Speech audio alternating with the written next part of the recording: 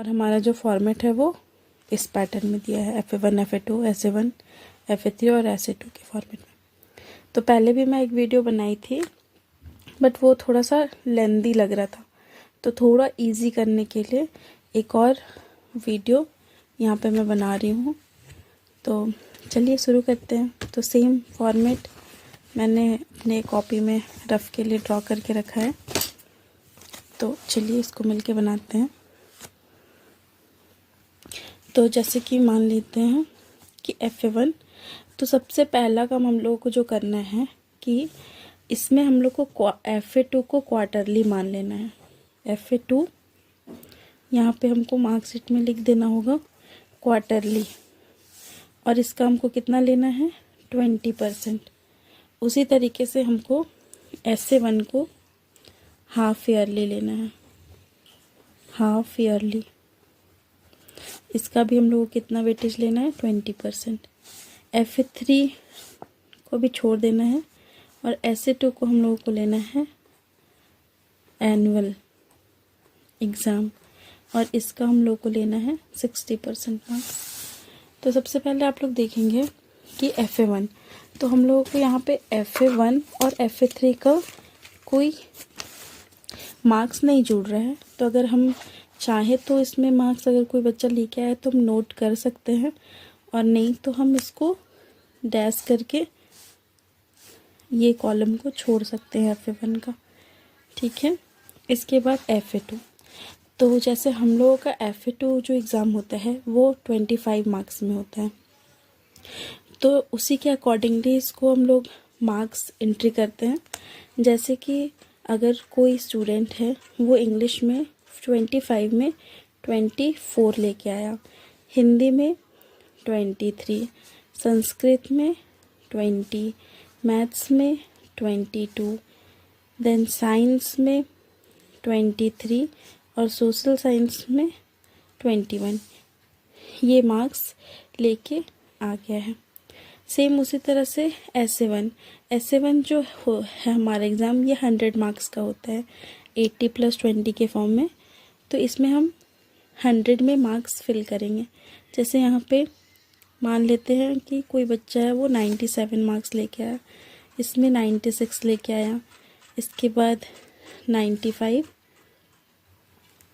94, 93 और 82, और FA3 को हम ऐसे फिर से डैश कर देंगे, ठीक है।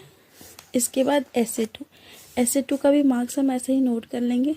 जैसे इसमें 98, इसमें मान लेते हैं 97, इसमें 99, इसमें मान लेते हैं 96, इसमें मान लेते हैं फिर से 95, इसमें मान लेते हैं 93, ठीक है। तो अब देखिए कि यहाँ पे हम लोगों को ये 24 मार्क्स लेके आए कितने में 25 में, तो इसका हम लोग को 20% जो वेटेज होगा, इस वेटेज को हम लोग को यहाँ पे लिखना होगा वेटेज। तो 24 मार्क्स ये लेके आए हैं कितने में 25 में, तो इसका 20 जो है वेटेज 20 में कितना होगा, 20% वेटेज निकालने के लिए ऐसा लिखेंगे 24 डिवाइडेड बाई 25 और इंटू कर देंगे किससे 20 से। तो जब हम इन दोनों को सॉल्व करेंगे इसको, तो 5 4 जा 20 और 5 5 जा 25, यहाँ पे हमारे पास क्या बच रहा है 24 × 4/5। इसको भी इंटू करेंगे तो आपके पास आएगा क्या 96/5, और इसको आप जब डिवाइड करेंगे तो क्या आएगा हमारे पास 19.2। तो ये जो है ये 24 का 20% वेटेज हो गया, ठीक है। लेकिन ये जो प्रोसेस है ये थोड़ा लंबा लग रहा है, तो इसके लिए एक ट्रिक है, तो एक 25 में से 20% निकालने का। तो जैसे अगर कोई बच्चा 24 आउट ऑफ 25 लेकर आया है, 25 में 24 लेकर आया, आपको सिंपली कुछ नहीं करना है, सीधे 24 को 0.8 से मल्टीप्लाई कर दीजिए। जब आप इन दोनों को मल्टीप्लाई करेंगे आंसर क्या आएगा 19.2। ये और ये देख लीजिए वेटेज दोनों क्या है सेम है। और ये ऐसा क्यों कर किए हम लोग, क्योंकि फॉर्मूला क्या है वेटेज निकालने का, 24/25 इंटू 20। तो अगर मान लीजिए हम 20 और 25 को डिवाइड कर दें ऐसा 20/25, तो इसको डिवाइड करने से हमारे पास आता है 0.8। तो इस 0 पॉइंट को अगर हम 24 से सीधे मल्टीप्लाई कर दें तो हमारा ये वेटेज निकल जाता है 19.2। तो इसी तरीके से यहाँ पे जो है 24 को हम कितने से मल्टीप्लाई कर दिए, 0.8 से, तो इसका जो वेटेज है वो कितना निकल जाएगा, 19.2। अब हमको निकालना है 23 का वेटेज 20 में, 20 वेटेज। तो इसको भी आप ऐसे ही निकाल के देखिए कि डायरेक्ट 23 को हम क्या कर देंगे, 0.8 से मल्टीप्लाई कर दीजिए। 8 3 जा 24, 2 कैरी, 8 2 जा 16, 17, 18, और ये एक के बाद पॉइंट है तो क्या आ जाएगा वेटेज, 18.4। तो अब यहाँ पे सीधे आप लिख सकते हैं वेटेज 18.4। सिमिलरली वैसे ही आप 20 को 0.8 से मल्टीप्लाई कर दीजिए, 0.8 से, तो 8 0 जा 0 और 8 2 जा 16, कितना हो जाएगा इसका वेटेज, 16 हो जाएगा। वैसे ही 22 को भी आप 0.8 से मल्टीप्लाई कर दीजिए, 0.8 से मल्टीप्लाई करेंगे तो इसका वेटेज हो जाएगा आपका 17.6। सेम उसी तरीके से 23 को भी 0.8 से मल्टीप्लाई कर दीजिए, इसका वेटेज हो जाएगा 18.4। और 21 को भी 0.8 से मल्टीप्लाई कर दीजिए, इसका वेटेज हो जाएगा 16.8। हो गया। अब हमारे पास है essay 1। essay 1 का जो है हमारे पास 97 मार्क्स आया, इसका किस में, कितने में, 100 में। इसका हम लोग को भी 20% निकालना है। तो देखिए यहाँ पे जो था हम 25 में निकाल रहे थे परसेंटेज, तो 25 100 का 25 जो है वो 100 का कितना पार्ट होता है, 4th पार्ट होता है ना। तो 20% निकालना था तो हम 0.8 से मल्टीप्लाई किए, लेकिन यहाँ पे हमको 20% निकालना है तो हम इसको सीधे सीधे 0.2 से मल्टीप्लाई कर सकते हैं 97 को, तो सीधे सीधे इसका 20% निकल जाएगा। जैसे आप 97 को 0.2 से मल्टीप्लाई करके देखिए तो इसका वेटेज आएगा 19.4। तो एक बार मल्टीप्लाई करके देख लीजिए, यहाँ पे 97 को मल्टीप्लाई कर रहे हैं हम 0.2 से, 0 पॉइंट मतलब 20% है, 20% इसका वेटेज ना। 2 7 जा 14, 1 2 9 जा 18 और 1 19। अब एक के बाद पॉइंट है तो यहाँ पे पॉइंट लगाएंगे, देखिए 19.4 आ गया ना। तो यहाँ पे भी 97 का 20% वेटेज कितना हो जाएगा, 19.4। वैसे ही 96 का भी आप 20% वेटेज निकालने के लिए क्या करेंगे, 0.2 से मल्टीप्लाई कर देंगे, तो ये हो जाएगा आपका 19.2। 95 का निकाल लेंगे, फिर से 0.2 से मल्टीप्लाई कर देंगे, इसका हो जाएगा 19। वैसे ही 94 का वेटेज निकालेंगे तो ये हो जाएगा आप लोग का 18.8। उसी तरीके से 93 को भी 0.2 से मल्टीप्लाई करेंगे तो इसका वेटेज हो जाएगा 18.6। और 82 का 20% वेटेज निकालेंगे 0.2 से मल्टीप्लाई करके तो इसका आंसर हो जाएगा 16.4। तो ये हमारा वेटेज निकल गया। अब हम सिमिलरली essay 2 का भी वेटेज निकालेंगे। तो essay 2 में आप देखेंगे कि ये जो essay 2 है उसमें हमको कितना परसेंट निकालना है वेटेज, 60%। 60% हम लोगों को वेटेज निकालना है। तो जैसे कि देखिए अगर कोई बच्चा 98 लाया है मार्क्स 100 में और इसका 60% निकालना है तो हम क्या करेंगे, इंटू करेंगे 60 से वेटेज निकालने के लिए। तो ये वाला 6 और ये वाला 6 कट जाएगा, तो ये ऐसे भी हो सकता है 98 इंटू 6/10। तो 6/10 को हम क्या बोल सकते हैं, 0.6। तो 0.6 को डायरेक्ट 98 से अगर हम मल्टीप्लाई कर दें तो यहाँ पे 60% का वेटेज निकल जाएगा। तो 98 को आपको क्या करना है, 0.6 से मल्टीप्लाई कर दीजिए। एक बार मल्टीप्लाई करके देखेंगे तो वेटेज आपका 58.8 ही आएगा।